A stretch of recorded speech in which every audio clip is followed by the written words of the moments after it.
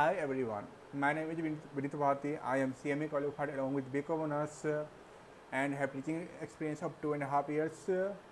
Now, now we are here to discuss on the topic of course sheets prescribed by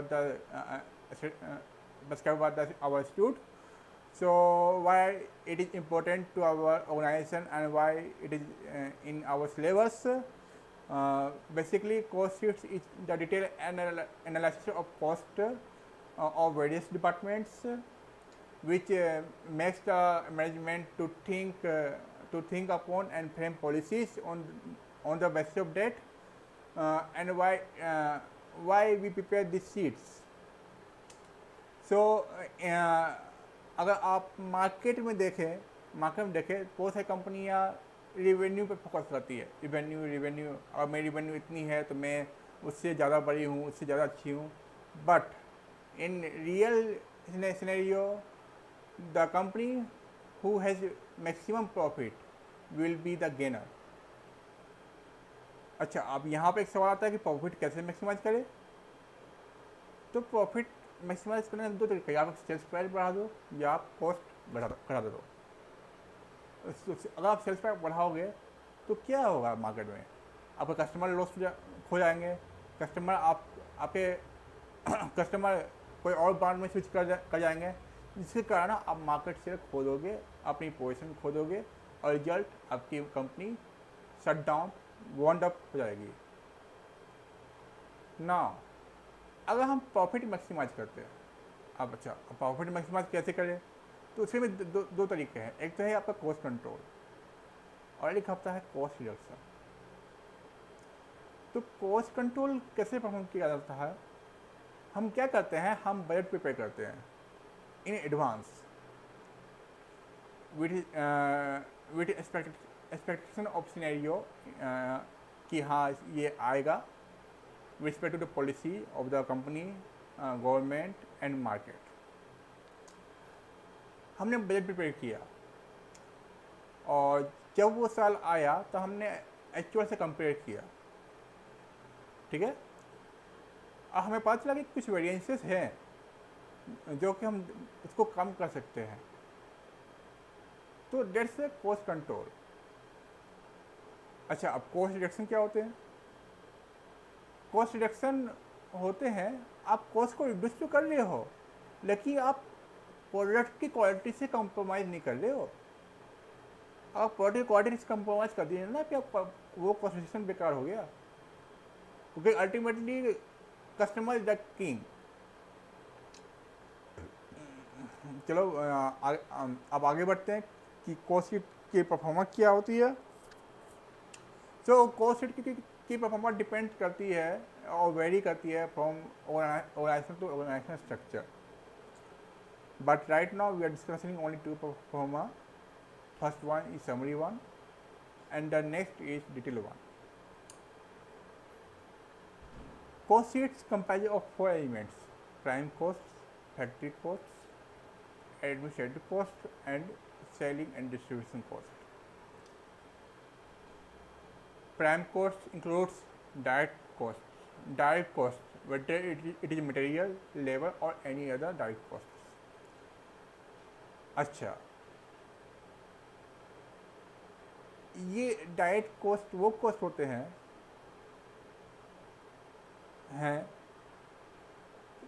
जब आप factory gate तक का expense आप bone करते हो, आप अकाउंट करते हो। फॉर एग्जांपल, आप कुछ सामान खरीदते हो, सपोज आपकी मोबाइल की फैक्ट्री है, सपोज आपकी नोकिया की मोबाइल की फैक्ट्री है, ठीक है। तो आपको क्या चाहिए, आप तो बैटरी बनाते तो है नहीं, आप बैटरी भंडे से लोगे, उसका परचेज प्राइस आप पे करोगे। अच्छा, ट्रांसपोर्टेशन चार्ज भी होगा, क्योंकि आपको सामान फैक्ट्री तक लाना है तो ट्रांसपोर्टेशन कॉस्ट होगा। अच्छा, उसमें लेबर भी इन्वॉल्व होगा, लोडिंग अनलोडिंग इंस्पेक्शंस होंगे और any other cost factory gate तक, दैट्स अ प्राइम कॉस्ट। अच्छा, अब फैक्ट्री कॉस्ट क्या होता है। फैक्ट्री कॉस्ट वो कॉस्ट होता है जो डायरेक्ट प्रोडक्शन से रिलेटेड है और एडमिनिस्ट्रेटिव कॉस्ट वो होते हैं जो ऑफिस से रिलेटेड हो, और सेलिंग डिस्ट्रीब्यूशन आपको पता ही है जो मार्केट से रिलेटेड होते हैं, जैसे कि एडवर्टीजमेंट हो गया, प्रमोशन एंड एक्सपेंसेस हो गया, एंड मेनी मोर। ये सारी जो कॉस्ट बनती है टोटल कॉस्ट बनते हैं, और उस पर से आप कंपनी की प्रॉफिट मार्जिन लेती है, then you get sales revenue. अच्छा, अब हम अगर स्टडी मटेरियल का क्वेश्चन देखते हैं, आइए आते हैं, शुरू करते हैं।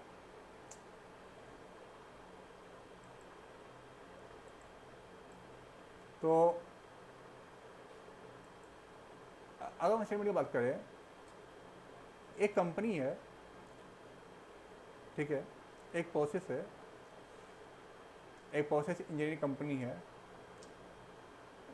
जिसके पास 1000 पीस के एक बैच है, और वो बैच पास होता है 3 प्रोसेस में, फाउंड्री, मशीनरी और असेंबली। ठीक है, the material use for batch number is 001। Foundry में 1300 टन हमारा मटेरियल यूज हुआ आया था 50 रुपये पर टन के हिसाब से, लेकिन हमने इसमें से 50 टन सेंडबैग कर दिया, मतलब अल्टीमेटली हमने कितना किया, 1250 टन किया एट द रेट ऑफ 50 रुपये ईच। अच्छा, a company of actual cost a comparison of actual cost with estimated cost disclosed that material and variable have exceeded the estimated by 20%। मतलब कि हमने अनुमान लगा था कि यार चलो अनुमान लगा कि 100 रुपये की कॉस्ट होगी, लेकिन एक्चुअल में कितनी हुई, 120 रुपये हुई।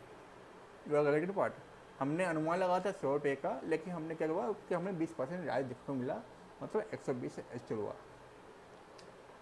अच्छा, where is the estimate labour cost is 10% more than the actual.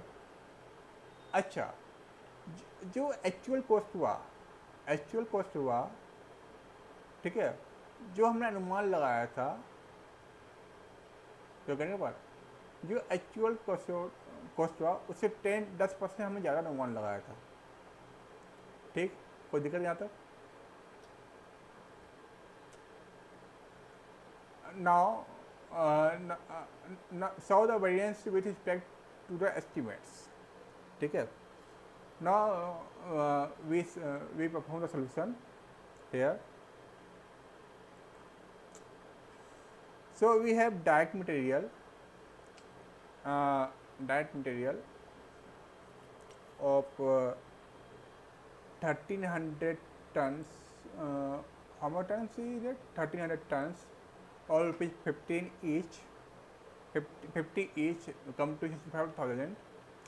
Where as इसमें कि हमने 50 लौटा दिया, तो अल्टीमेटली हमें कितना पड़ा, 52,500 का। लेकिन हमने बजट किस बनाएंगे, बजट जितना हमने यूज किया उस पर बनाएंगे। ठीक है, तो 52,500 का गुना 100 डिवाइड बाई 120। क्यों?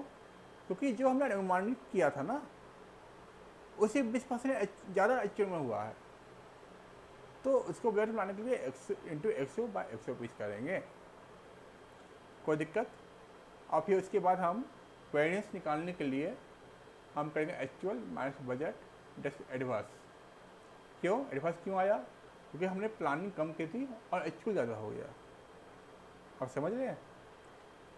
अच्छा,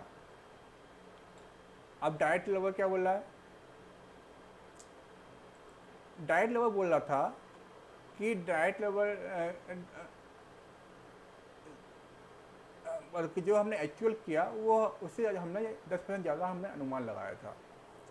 अच्छा, अब लेबर का रेट क्या है ये भी देख लेते हैं। डायरेक्ट लेबर जो है 10 रुपये, 5 रुपये, 15 रुपये, 200 hours, 100 hours and 100 hours. Get it? अब ये 15 रुपये पर लेबर आवर, 20 रुपये पर लेबर आवर एंड 10 रुपये पर लेबर आवर।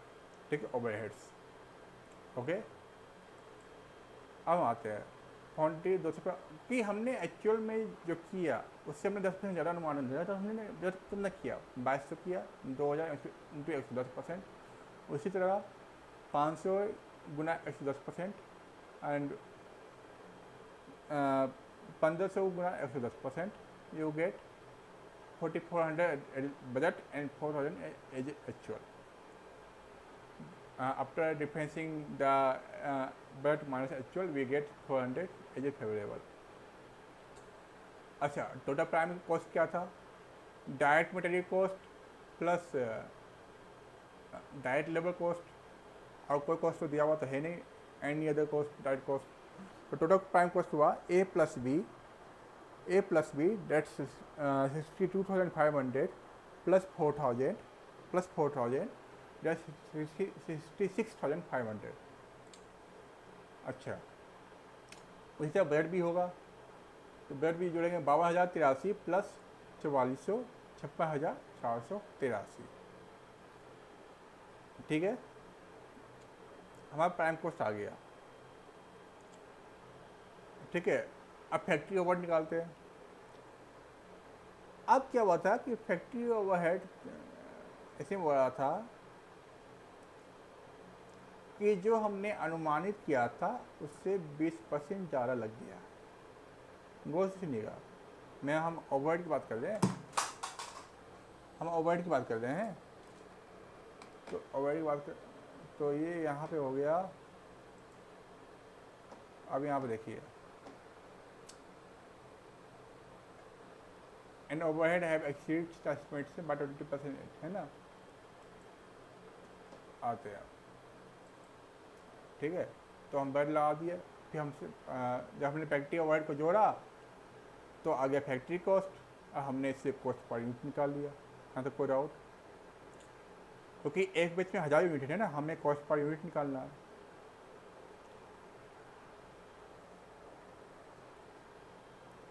ठीक है. Now coming to next institute questions here.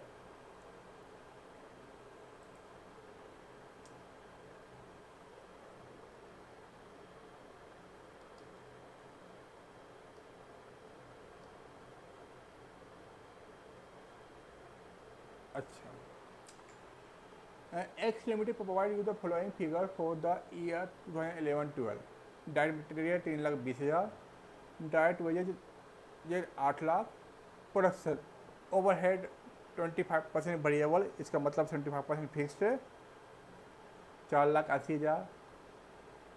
4,80,000 का टोटल दिया हुआ है.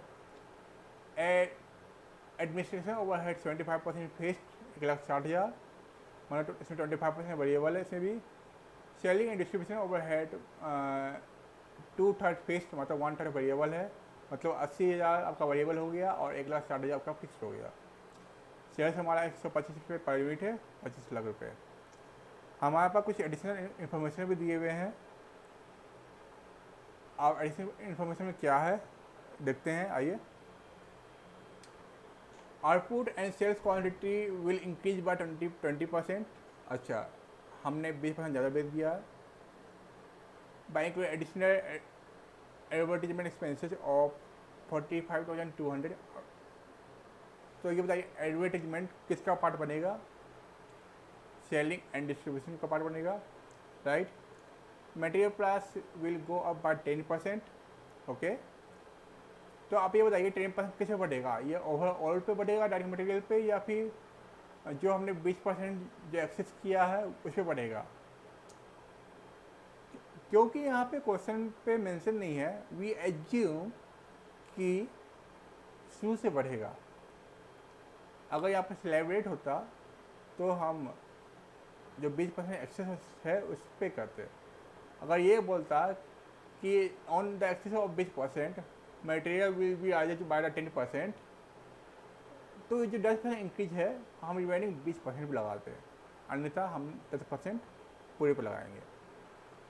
Wages rate will go up by 5% along with increase in overall direct labor efficiency by 12%. अच्छा, जो वेजेज रेट था वो 100 से 105 रुपये हो गया. यहाँ तक कोई दिक्कत? अच्छा, अब बोला कि जो 100 घंटे में 100 यूनिट बनाते थे एग्जाम्पल के तौर पे, अब वो 112 यूनिट बना रहे हैं, मतलब 12% बढ़ गई है. ठीक है। Variable overhead will increase bye 5%। Variable overhead it means production variable overhead, administrative variable overhead and selling and distribution variable overhead. ठीक है। Now fixed production overhead will increase by 33 by 1/3%, means 1/3 increase होगा। अगर किसी की कीमत ₹1 है तो 1/3 increase हो गया, तो टोटल हो गया 4/3 टोटल। ठीक है, मैं आपको बताऊंगा ये कैसे हुआ। अगर आपको कोई दिक्कत है मैं आपको बताऊंगा कैसे हुआ। ठीक है। Now coming to the solution here,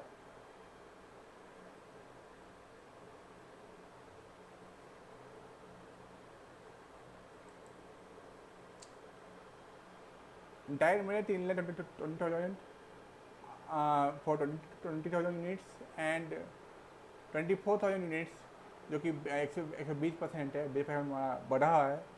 3,20,000 गुना 120% गुना 110%। अच्छा, 120% हमने क्यों लिया? तो 20% हमारी सेल्स बढ़ी है। और 10% हमने क्यों किया? 10% हमने क्यों लिया 110%?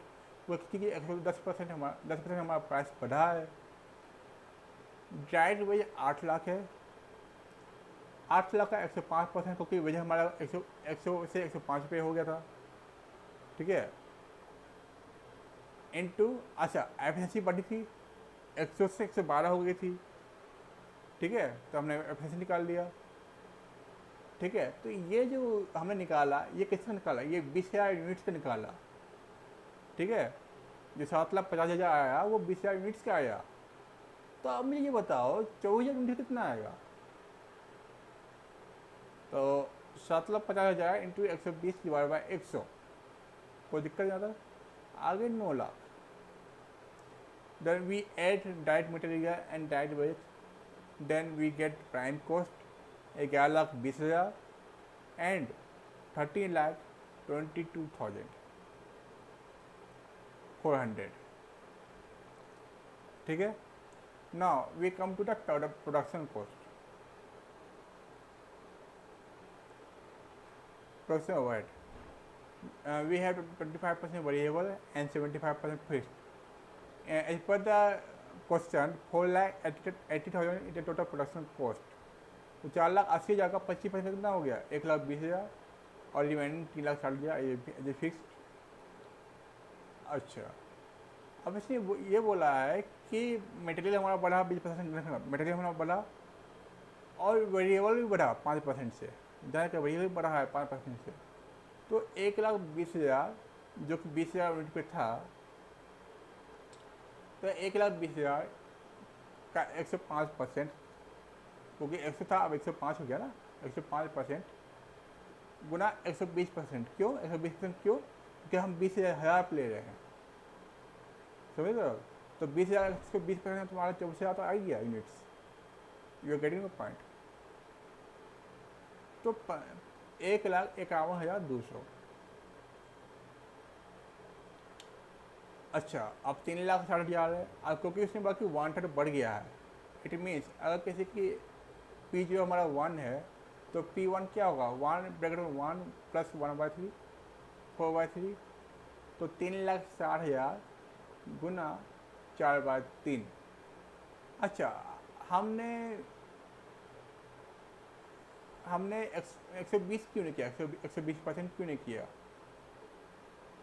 क्योंकि फिक्स्ड हमारा कांस्टेंट होता है, with respect to output change नहीं होता। अगर यही बोलता fixed per unit, fixed cost per unit, then ये यूनिट के हिसाब से चेंज होता। यहाँ पे यूनिट के हिसाब से कुछ बोला ही नहीं है। इसका मतलब फिक्स्ड कॉस्ट हमारा कांस्टेंट है, चेंज नहीं होगा। हालांकि फिक्स्ड कॉस्ट के प्राइस में राइज देखने को मिली है ओवरऑल प्राइस में, मतलब फिक्स्ड कॉस्ट पर यूनिट हमारा चेंज नहीं हो रहा, लेकिन ओवरऑल टोटल फिक्स्ड कॉस्ट हमारा राइज हो रहा है। ठीक है। we get 4,80,000 as a fixed cost. Then factory cost we have 16 lakhs and 19 lakh 19,53,600.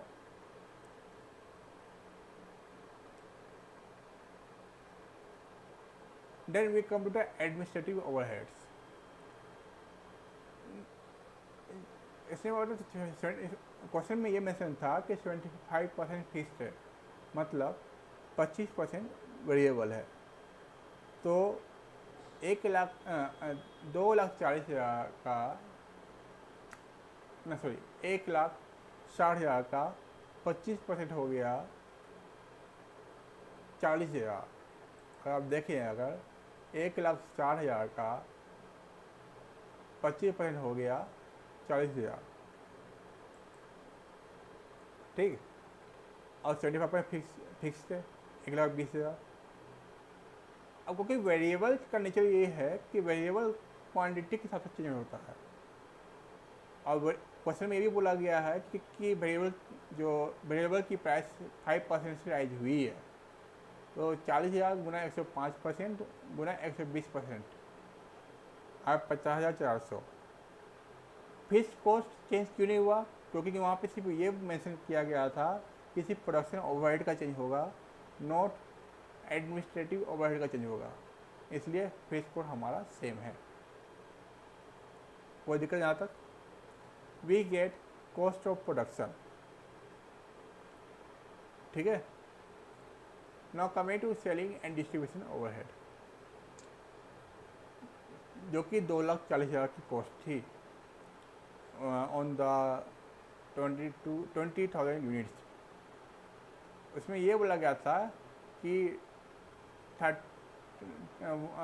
2/3 जो है वो हमारा फिक्स्ड है एंड 1/3 इज वेरिएबल है।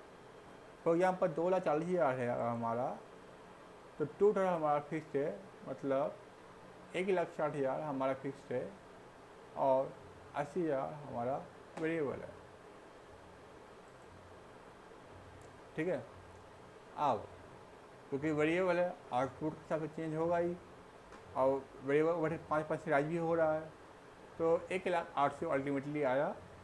और फिक्स्ड, क्योंकि प्रोडक्शन ओवरहेड को वहाँ पे बताया गया था कि वो प्रोडक्शन ओवरहेड चेंज हो रहा है, लेकिन यहाँ पे बताया नहीं गया है, तो वी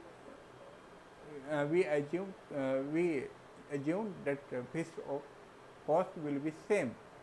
अच्छा, हमने फिर 20,000 यूनिट्स बनाया था, 20% यूनिट ज़्यादा हमने यूनिट्स बनाया था और सेल भी किया था, इसी कारण हमारा 45,200 एडिशनल एक्सपेंस हुआ है, ठीक है। तो ये भी सेलिंग एंड डिस्ट्रीब्यूशन के पार्ट में जाएगा।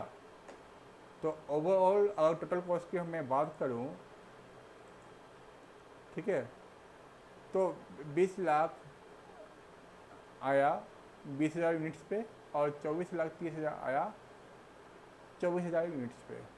अगर मैं सेल्स रेवेन्यू की बात करूँ, 125 पर यूनिट है, तो 20,000 गुना 125 वो आएगा आपका 25 लाख।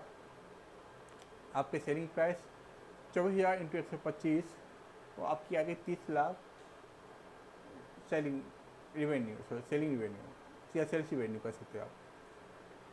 प्रॉफिट हमारा कितना आया? 5 लाख और 9,70,000।